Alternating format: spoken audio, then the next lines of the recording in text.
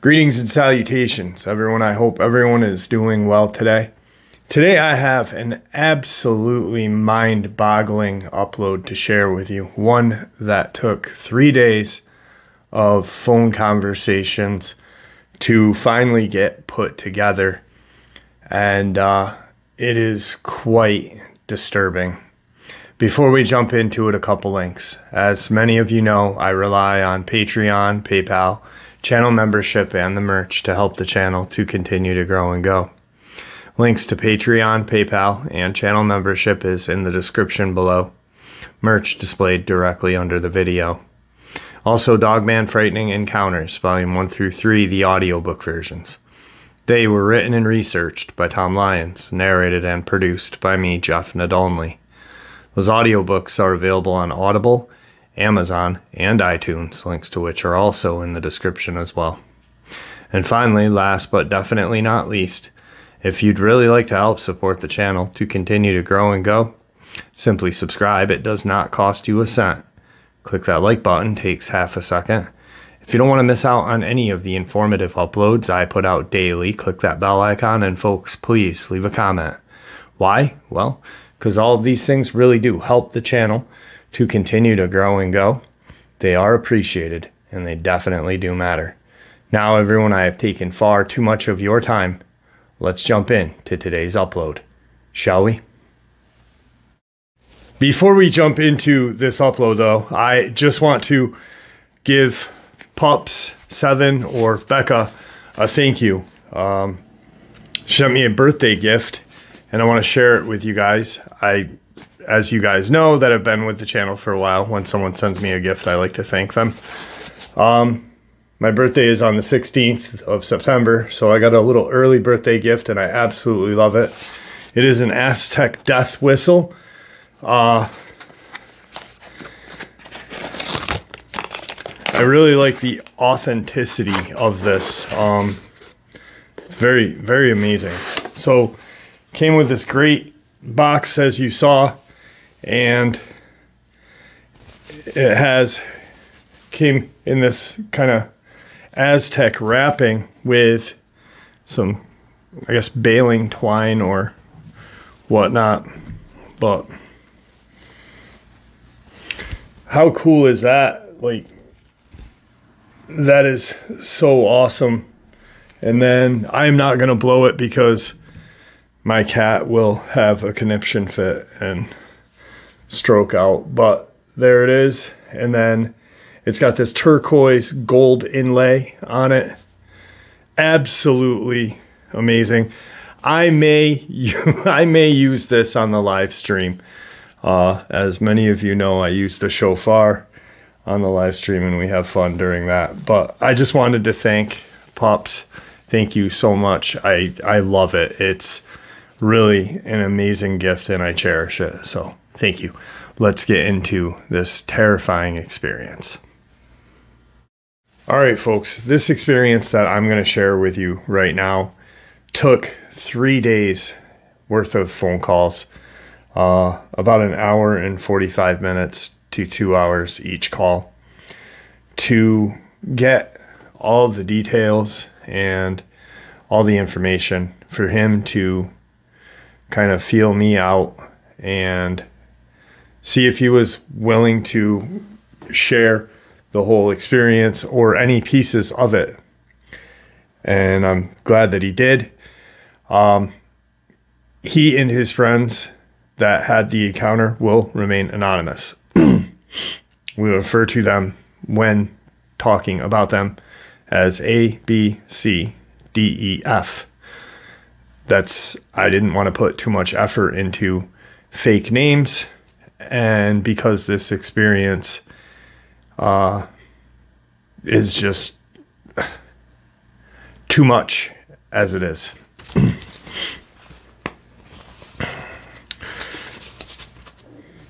Jeff, I found your channel about a month ago, and I've listened to a lot of your content. The video that YouTube recommended was the Eye of Canada, Dumbs / Dogman and Giants.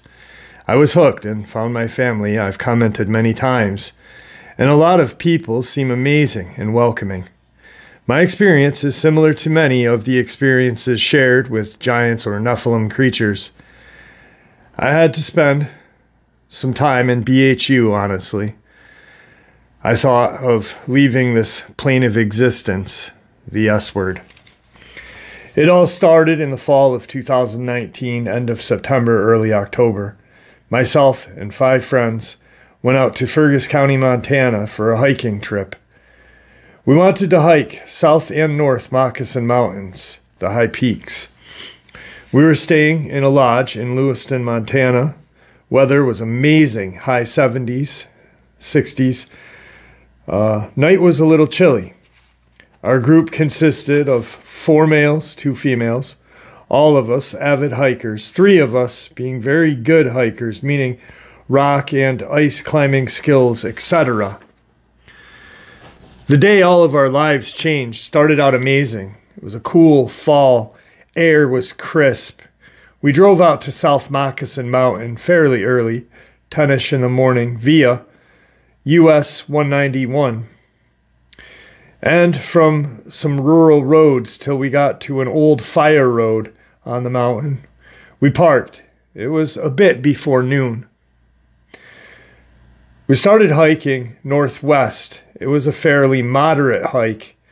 We were about an hour and a half into the hike and decided to take a break, sit down and eat some snacks, drink some water, take some photos. We knew there was about 15 to 20 minutes from where we were a gorge. 3 of us went up. The 3 friends that stayed behind, they weren't into the high intense hiking. So myself, C, and my 2 friends A and B went, as the others D, E, F stayed back. So ABC got to this gorge area and proceeded to look around, going in and out of these caves, crevices, and ravine areas. We were doing this for maybe 30 minutes. It was pretty fun, enjoyable. We were laughing and yelling at each other, acting like big kids, just having a blast. At some point, we realized that there was no noise, nothing but an eerie silence. We all noticed how creepy it was. Jeff, us 3 have been in the woods in all 4 seasons. This was like nothing I or we ever experienced. It felt just wrong. We climbed out of the gorge area. Just a slight breeze snapped this smell. I know people say piss and shit, wet animal, etc. No. This was a smell so bad it brought gagging senses. Maybe dirty, musky, rotten meat. I don't know. It was something I still remember and have nothing to compare it to. So, kind of off script, I want to describe a little bit of where they were. South Moccasin Mountain is not very large, but it's an isolated kind of small mountain range. And where they were having this kind of teenage fun, but they are not teenagers at this time. They're older, in their late 20s at the time. And they were 15 to 20 minutes from their friends, and they had left their packs back with their friends so they could get to this gorge faster than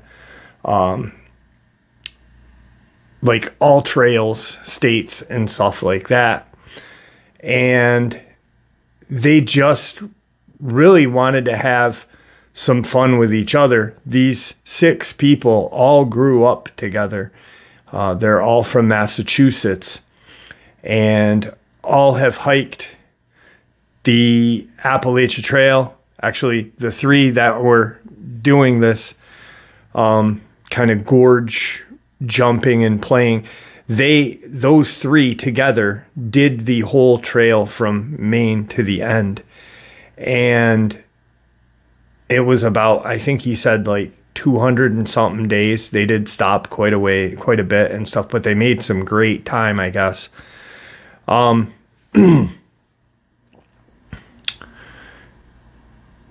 When they got out of this gorge and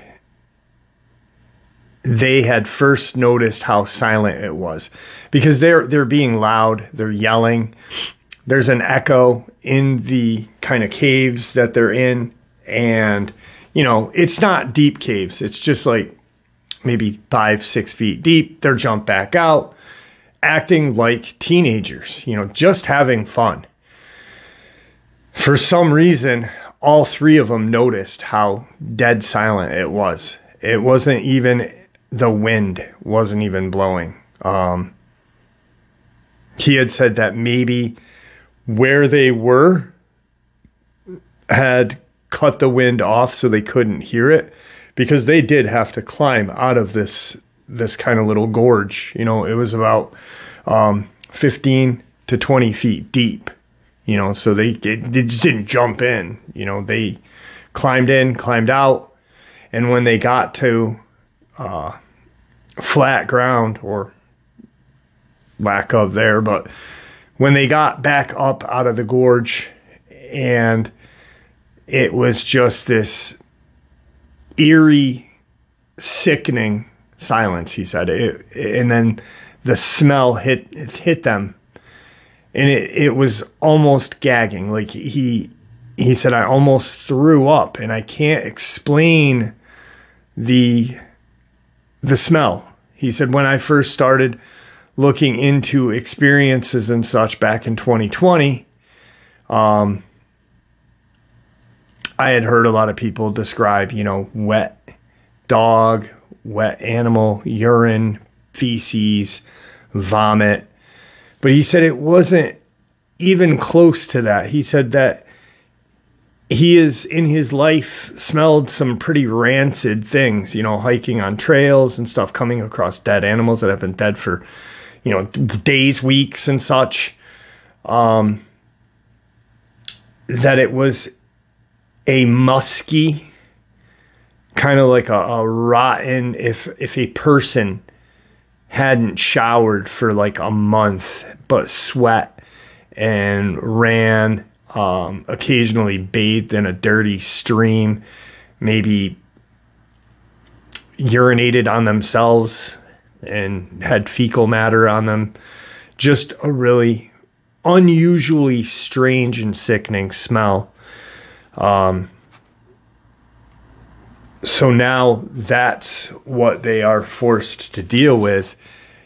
They know that their friends, their three friends, are 20 minutes away, jogging, walking about 35. At this point, we were all standing there silently looking around, and we heard this strange kind of grunt, similar to that of someone clearing their throat, and maybe a large cat, like a lion or tiger, roar. We looked at each other and quietly went toward the opposite side of the gorge area. I thought I had heard walking, like debris breaking, and stopped. A and B went ahead. I watched them. I thought I saw what looked to be a large head, I believe, and I yelled out, "Come back, let's get out of here, guys." I heard a rock slide after. I couldn't see my friends from the vantage point that I was at, and that's when I heard the slide and a scream. It was like shale breaking. I ran over and looked over the edge of the gorge area. This was a deeper part of the gorge, maybe 30 feet. I saw this creature. It was at least 13 to 15 feet in height. Blood was on A and B at this time. Looked like he was still alive, but barely. As this giant creature seemed to be dragging them with no issue into the cavern. A was being dragged by his foot, and B was being dragged by his head. B did not seem to be moving or doing anything, while A occasionally moved. It may have been either twitching or just from the dragging. This creature was huge, Jeff. It wasn't a Bigfoot, nor a Dogman. Yet it was human-shaped, just much larger, easily double my height, and I'm 6'1". Its head was huge, similar to a human, but if this makes sense, animalistic. It appeared to be wearing some sort of shorts or loincloth and maybe a shirt. I don't know. It could have been fur or hair. I'm not sure. So when he described it, he said like a Native American loincloth, and it appeared to have a shirt, but it could have been fur or hair. He noticed that its face was not hairy, its arms were not hairy. It had a kind of dirty-ish complexion, like it hadn't seen water in years, and it was just, dirt, mud, dust. But he did see that it was wearing some kind of cloth, maybe animal skin, covering its genital area and down to its knees. But the shirt, it could have been its chest hair or whatnot. He does not have a clear memory of that. He just remembers seeing its bottom half, because when he watched this creature dragging his friends, you're watching your two best friends get dragged, one by his head, and another by his arm. And seconds earlier, you guys hear this noise and they run because their adrenaline's still pumped. They're still in that playful mode, that just teenage angst. But when you're older and you get that adrenaline and you're with your friends and you're just full of energy and joy, away from work, away from family and responsibility. So seconds later, now he's looking down and he sees his friends being dragged by this unnatural creature, this just vile looking monster. I ran the 20-something minutes back to where my other friends were in our group. They were relaxing, not aware of anything that happened. I'm running in, yelling and freaking out. They are looking at me confused. I ran into the clearing, out of breath. People are yelling now, asking questions. We, A, B, C, left our packs with the group for speed and easier travel. I knew that B had an emergency sat phone in his pack, and I contacted the local sheriff's department. Everyone was in shock at what I was saying. Our friends had a look of terror and disbelief as I'm talking to a deputy or dispatch asking where we were. Eventually, I was given GPS coordinates to get to with our vehicle to meet sheriff deputies via truck and helicopter. And apparently, many of the county sheriff departments out west in Montana and such do have helicopters for faster, easier travel, and the distance being so, like, Ferguson County is huge. There's very little populace, but it's huge. So to have a couple of deputies and trucks take an hour, 45 minutes to get somewhere, you can do that in half the time with a helicopter. We proceed south down this dirt fire road to the large opening. The helicopter is there about 15 minutes after we arrive. Maybe 25 to 30 minutes, 2 sheriff deputy trucks arrive. We are questioned and filling in all details about what occurred. My 3 friends and I are separated. I am separated from them. They are told to accompany the 2 sheriffs in the truck back to the station in Lewistown, Montana. I am told that we are going into the helicopter and we are going to find the area where I last saw my friends. Maybe 15 minutes into the air, and we are almost to where this happened. I've never been in a helicopter, so I'm scared more so than I was, and amazed at how quick we got to the location. A 40-minute run, a 30-minute drive compared to a 20 minutes. We are over the location where I last saw my friends alive. This deformed giant creature, when we go over this thing, is out of the cave area. It appears to be staring up at us and quickly jumps down and goes into the cave. The pilot and deputy both have a unison. WTF is that thing? For some reason, my 2 best friends, A and B, are now lying out in the sun, splayed open and nude. Like this thing is dehydrating and tanning them. I break down immediately. Now, this is important that I mention this, because when he said deformed, he didn't mean body-wise. The thing that struck him the strangest, and still does to this day, is when we think about a giant or a Nephilim, or the Kandahar giant, you know, even in thumbnails of videos and such, it's this just big human-like, muscular, bearded creature, you know, very human looking. This, he said, looked like it was a product of years of interbreeding. It did have hair on its face, but it patchy, and long in places, short in others. Same as its body hair. Not a lot of body hair, but patches of it.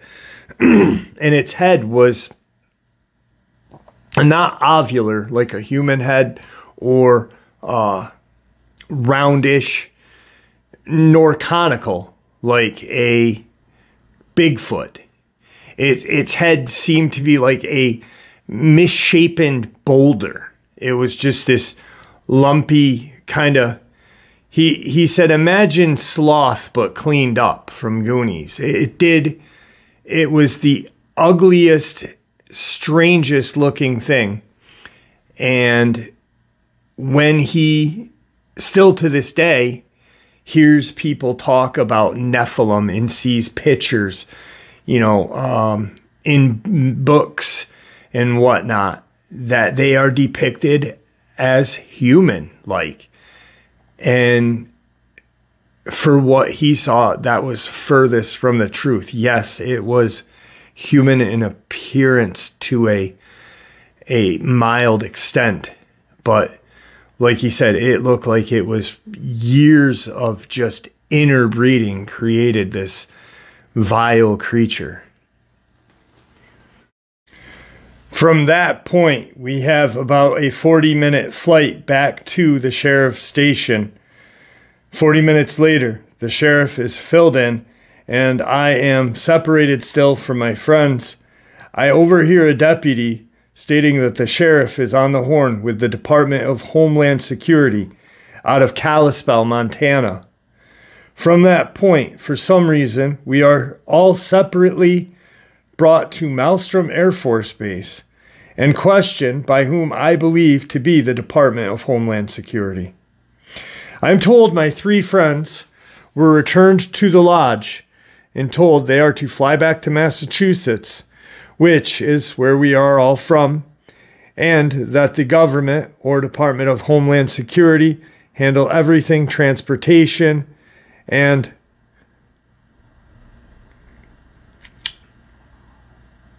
my transport, and the recovery and transportation of the bodies. I am now being harassed by this man who is definitely the atypical man in black for 2 days off and on. He's tall, pale, in a suit, G-man. I was asked what I saw, what I told my friends, and extensively and repeatedly asked what I told my friends. I repeated exactly what I said to the deputies, which this man played back my call. I was told that a team is out now recovering the bodies. The man, agent, I don't know, said to me, if anyone in his team is hurt or killed, that I possibly could be facing charges and could be jailed or possibly go to prison. For whatever reason, I know now, it was intimidation. 2 days of hell. I'm told by this very tall, pale G-man. When I say tall, like I said, I am 6'1". This guy was easily 6'5" and maybe 150 pounds. Just weird. My friends' bodies had been recovered, and I would be escorted to the airport, put on a plane. My stuff at the lodge was packed. My friends DEF were told that they were attacked by a bear. I was placed on a psych hold before I left. And that is what my friends were told as well. I was being escorted. I was placed on a psych hold. My friends were told that I was placed on a psych hold for my statements, and I also was. But my friends at that point thought that I was going crazy. As I was being escorted out by 2 military police, or whatever you want to call them, the freak, the G-man, looked at me and said, remember, son, it was a bear attack, a grizzly bear. And it is what it says on the autopsy and looks visually. He lowered his glasses and said, no one will believe you if you say any different. The bodies already looked like they had been mauled by a grizzly bear. His eyes turned into what appeared to be snake-like eyes, and in a second's time turned back to human. The plane ride, I thought about this and decided to avoid everyone after my friend's burial services. So what happened was when they were separated, he later found out that he was kept separate from his 3 other friends. There was a period of time when they were separated, but not very long, maybe a couple of hours, if that. And they were told that he must have, after witnessing this bear attack, had a mental breakdown. And that is what, his brain told him that he saw was this deformed giant creature maul his friends. And yet it was a grizzly bear, which is not the truth. When he flew over with the deputy and pilot of the helicopter, who's probably a deputy as well, his friends were splayed open like fish. And they were laying in the sun. They were nude, and lying in the sun, like being dehydrated or dried out. But there were no gashes or slash marks. So apparently during this, once they recovered the body, he doesn't know anything about what happened to this giant creature. He doesn't know if this team killed it or what. He's assuming that they did, just based on what the demeanor of this very strange, pale, tall freak was, who is Department of Homeland Security. And his friends were led to believe that he went crazy. So they're thinking, you know, they're wondering why he's not on the plane with them as they're flying back to Massachusetts.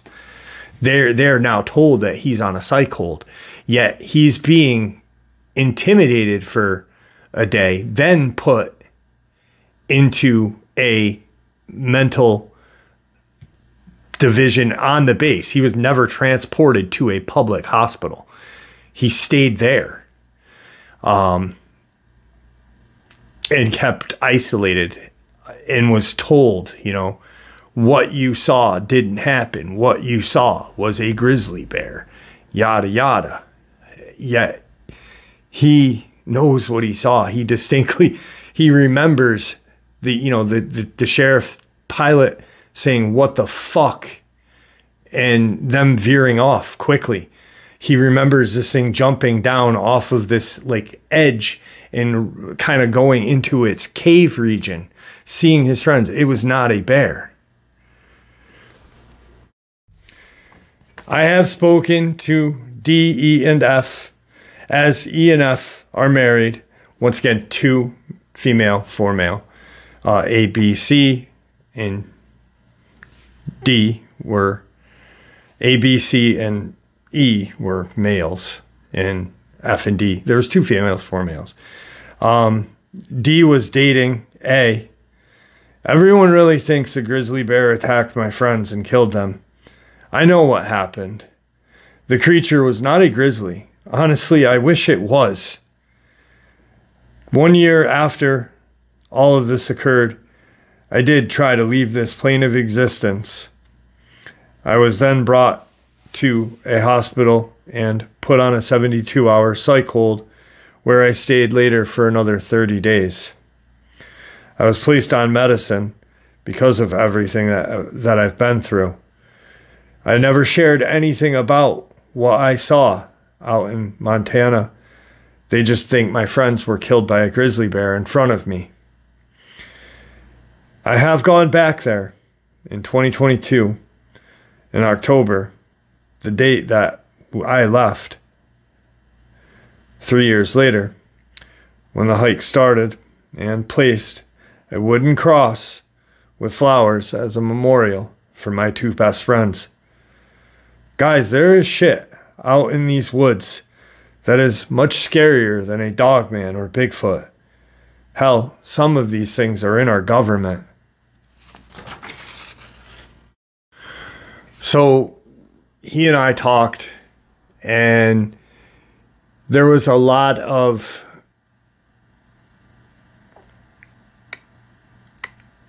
kind of him getting to know me, because he was still at that point of, do I want to share any of this? He, at this point, cannot still to the day mentally hold a job for very long. He still lives out in Massachusetts and has a job that's maybe like 5 hours, 10 hours a week.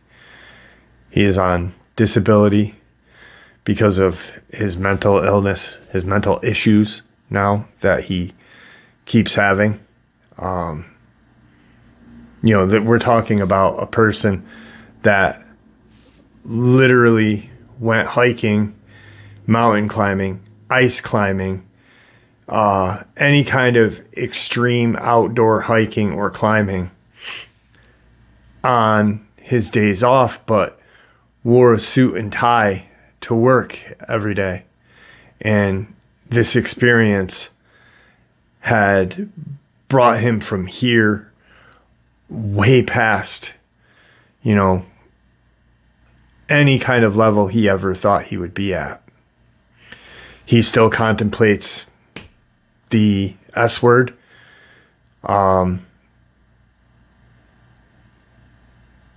And he is not afraid of the repercussions of sharing this experience.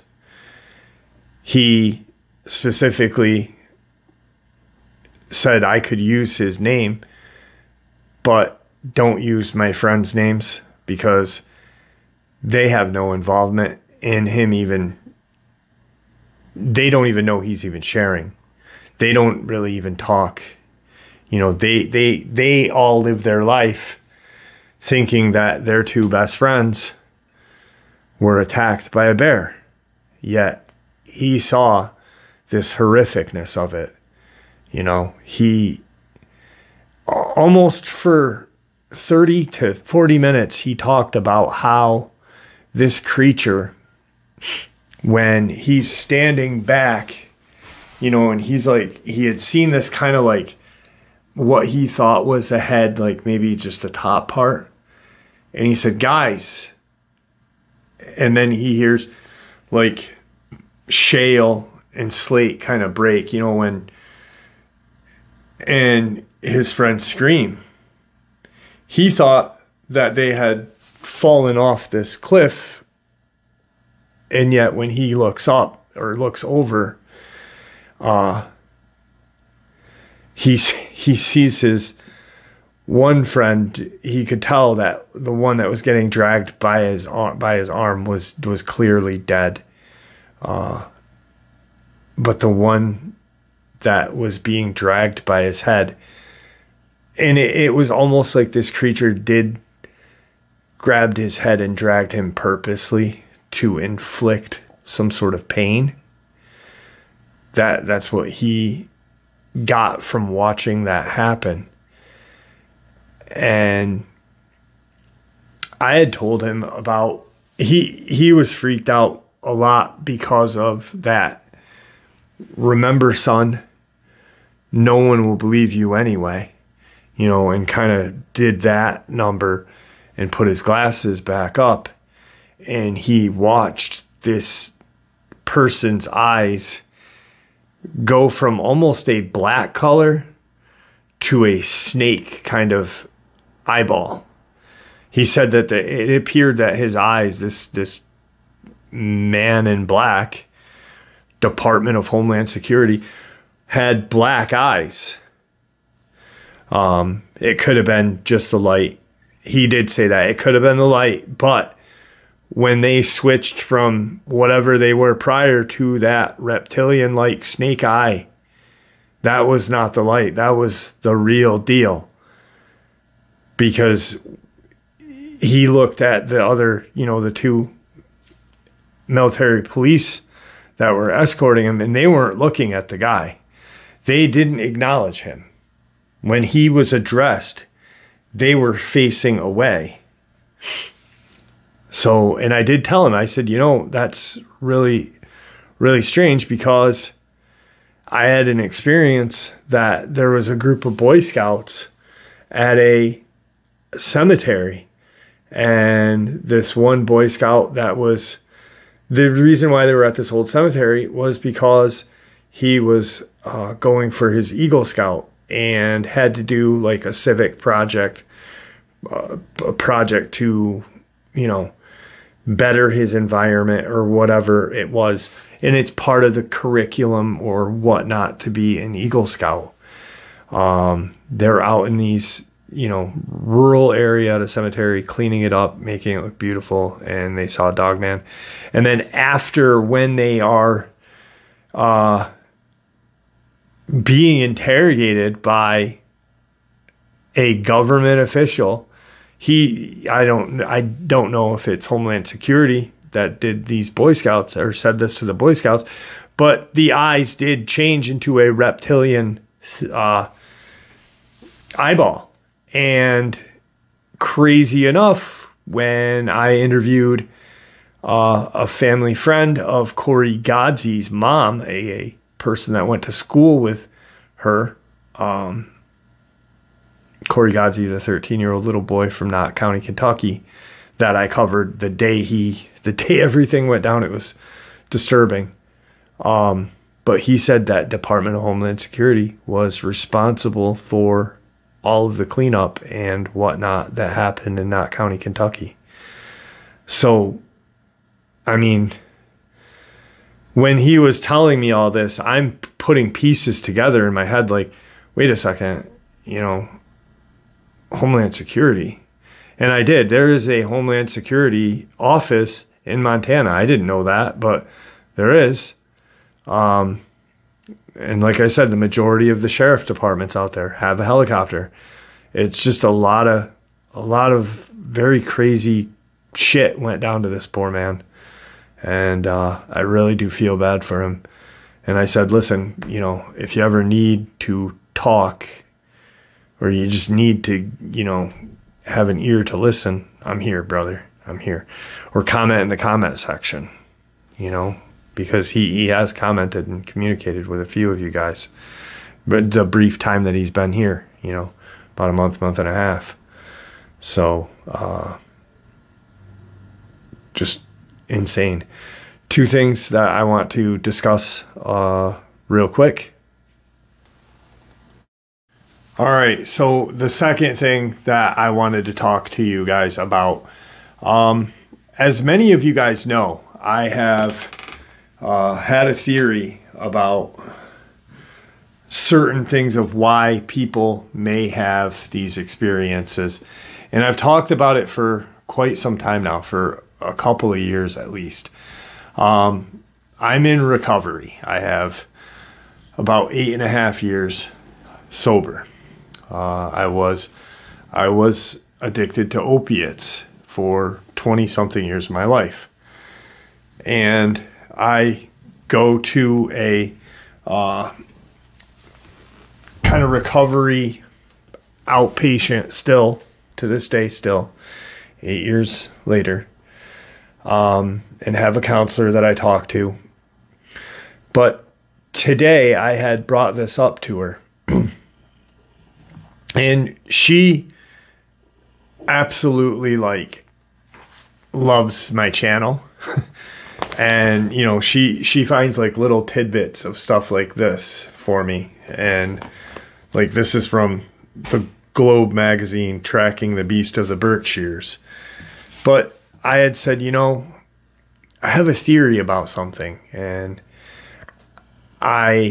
through the course of my channel and interviewing different people and such, it appears to me that there is a large portion of people who have experiences with cryptid or the paranormal have or had some sort of addiction issue, whether they're sober now or whether they're in active addiction, or trying to get clean, you know, right now.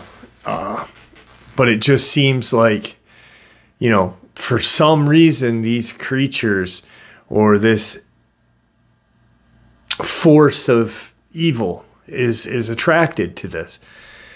And I started to look into it when I started to realize that all of these people, you know, back in 2020, 2021, 2022, when these people were getting attacked and mainstream media was blaming the victim blaming. And, you know, this is stuff that I've talked about for years. There are other channels that are newer, that are coming out and, you know, heard it from here or someone else, and they're saying it now. Either way you look at it, it's good that the information gets out. But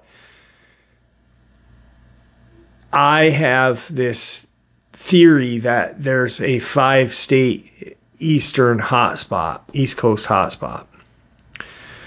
North Carolina, Virginia, West Virginia, Kentucky, and Tennessee. And the Appalachia. Now, that place has always had this gloom over it. You know, the old timers used to call them haints, panthers, you know, like just catamount. They had many names. Haints would be like a ghost and such. But why is it that these creatures and this evil, this power, or whatever you want to call it, is attracted to mental illness and addiction?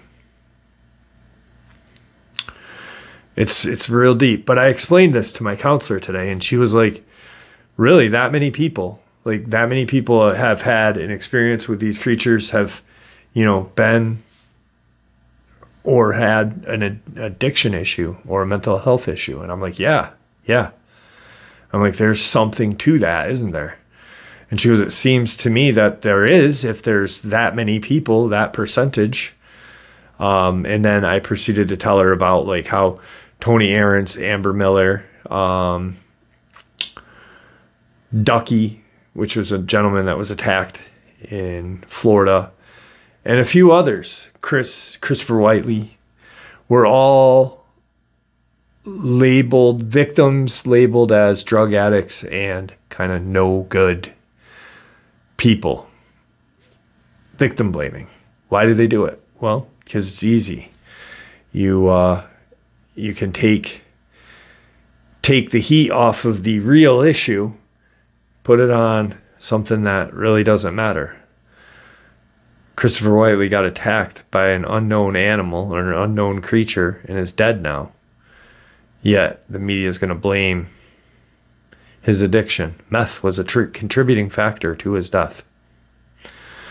Makes no sense. But I just thought it was cool that, you know, my counselor agreed with me about this. And then, of course, she said, do you still need to come every 2 weeks to see me? I was like, no. She's like, 8 years has been a long time. And I'm like, yeah, it's just, I don't know, comfort now, I guess. But second thing that I want to talk to you guys about. It's been talked about a lot, but never really done. And I'm going to do it physically and eventually digitally. So I got a map of the United States, and as you can see, there's one mark. It's a map tack, and it's New York State. That is where I had my encounter. That is where I live, right in the foothills of the Adirondacks. So now what I'm going to do is I've got white map tacks and red map tacks. In red, each time I narrate an experience, I am going to pinpoint it. In white, each attack, like North Carolina, Brenda Hamilton would be around here. In white, Christopher Whiteley would be down in here. Mercer, West Virginia, Tazewell, all these people, all these missing people. Corey Godsey, Tony Aarons, Amber Miller, all in there. But that'll be in white. So the experiences in red, the attacks that are Dogman or cryptid related will be in white.